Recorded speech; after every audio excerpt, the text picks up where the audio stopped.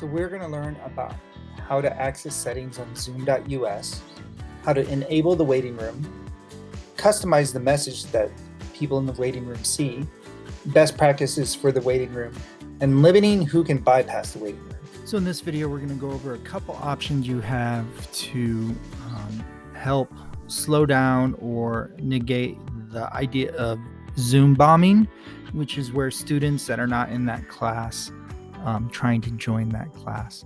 So we have two options to really help that.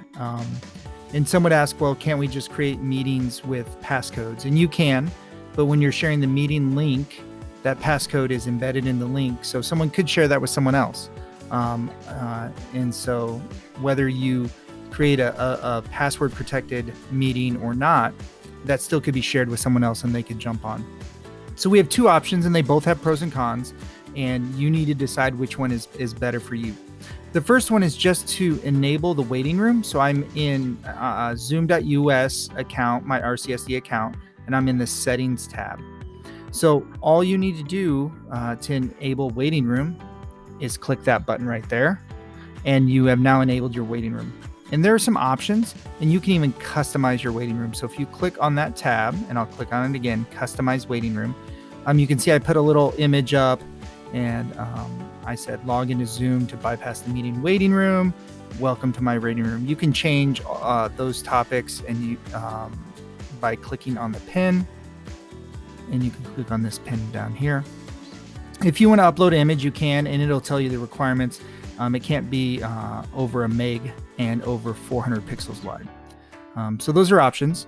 So once you enable the waiting room, the best practice if you have challenges with Zoom bombing or students being there that shouldn't be there, best practice is to say in the waiting room, if I don't see your first and last name as your name that we've agreed upon, whether it's the official name in PowerSchool or, if they wanted to use a nickname or initials for their first name or whatever you agree upon. If you tell the students, if I don't see that in the waiting room, I'm not going to let you into class. And then you would go through and let students into class as was appropriate.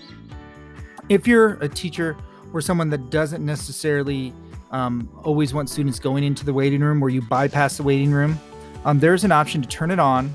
And right here, you click Edit Options. And there's three options, everyone. So that means everyone goes in the waiting room. Users not in your account. Now your account is rcsdk.org. That's our domain and that's our account. So if you turn this on, everyone will go into the waiting room, all the students, just not other teachers or other staff members that have the rcsdk.org email.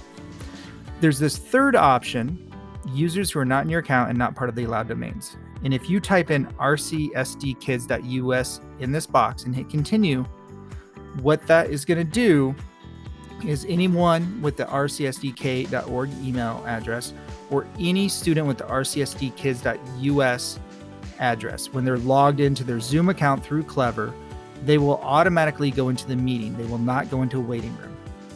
Some people love the waiting room, so this won't be a viable option for them. Some people don't use it, so this could work. What that means is all RCSD kids and all staff will automatically go into the meeting. Anyone that's not logged in, meaning anyone outside of our two organizations, will go to the waiting room, and then you could decide whether or not to allow them. Once again, these are options. You can choose which one works best for you. As always, if you have questions about this, please reach out to us.